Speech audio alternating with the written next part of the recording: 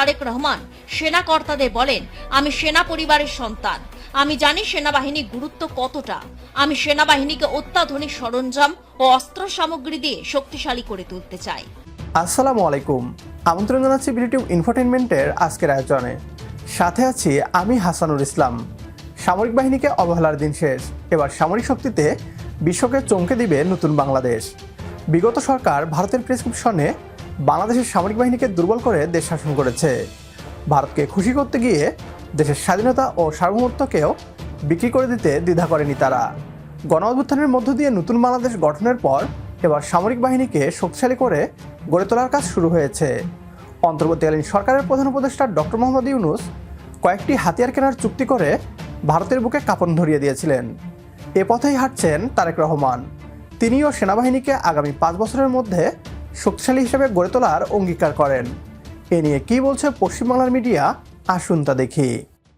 বৃহস্পতিবার ছিল বাংলাদেশের 56তম স্বাধীনতা ও জাতীয় দিবস। ওই দিন সেনাবাহিনীর কুচকাওয়াজ পরিদর্শন করেন রাষ্ট্রপতি মোহাম্মদ সাহাবউদ্দিন এবং প্রধানমন্ত্রী তারেক রহমান। কুচকাওয়াজ শেষে প্রধানমন্ত্রী তারেক রহমানের সঙ্গে সাক্ষাৎ করেন 3 বাহিনী প্রধান।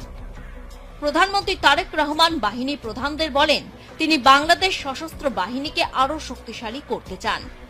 তার বাবা প্রয়াত জিয়াউর রহমান ছিলেন বাংলাদেশের মুক্তিযুদ্ধের একটি সেক্টরের কমান্ডার। পরবর্তীকালে তিনি স্বাধীন বাংলাদেশের সেনা প্রধান হন, ছিলেন রাষ্ট্রপতি। সেই প্রসঙ্গ স্থাপন করে তারেক রহমান সেনা কর্তাদের বলেন, আমি সেনা পরিবারের সন্তান, আমি জানি সেনাবাহিনী গুরুত্ব কতটা। আমি সেনাবাহিনীকে অত্যাধুনিক সরঞ্জাম ও অস্ত্র সামগ্রী দিয়ে শক্তিশালী করে তুলতে চাই। শুরু থেকে শক্ত হাতে বাংলাদেশে হাল ধরেছেন নতুন প্রধানমন্ত্রী তারেক রহমান। জানা গিয়েছে, আমেরিকা সফরে বাংলাদেশের সেনাপ্রধান জেনারেল ওয়াকারুজ্জামান অস্ত্র কেনা নিয়ে আলোচনা করবেন মার্কিন সেনা কর্তাদের সঙ্গে। গত বছর অন্তর্বর্তী সরকারের সময়ও তিনি 5 দিনের জন্য আমেরিকা সফরে গিয়েছিলেন।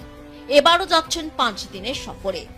বাংলাদেশে আন্তঃবাহিনী জনসংযোগ পরিদফতর জানিয়েছে, সফরকালে সেনাবাহিনী প্রধান জর্জিয়া স্টেট ক্যাপিটালের উদ্যোগে রাষ্ট্রসংঘ শান্তিরক্ষা মিশনে বাংলাদেশি শান্তিরক্ষীদের প্রশংসনীয় অবদানের স্বীকৃতি স্বরূপ একটি সম্মাননা প্রস্তাব গ্রহণ এবং সিনেট চেম্বারে একটি বিশেষ লেকচার অনুষ্ঠানে উপস্থিত থাকবেন।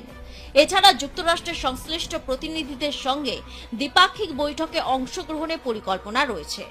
প্রধানমন্ত্রী তারেক রহমানকে শুভেচ্ছা জানিয়ে ডোনাল্ড ট্রাম্প যে বার্তা পাঠান, তাতে মার্কিন প্রেসিডেন্ট স্পষ্ট করে জানিয়ে দেন তিনি খুশি হবেন বাংলাদেশের নতুন সরকার আমেরিকার অস্ত্র কিনলে।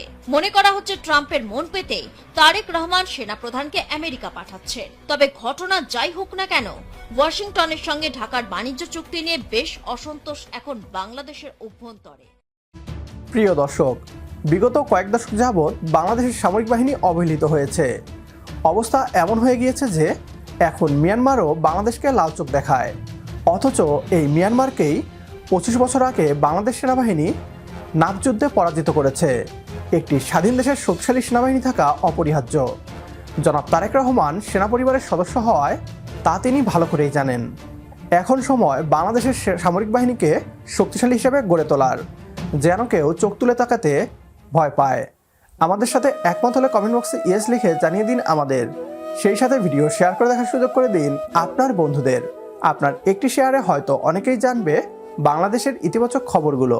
তো দেখা হচ্ছে পরের ভিডিওতে।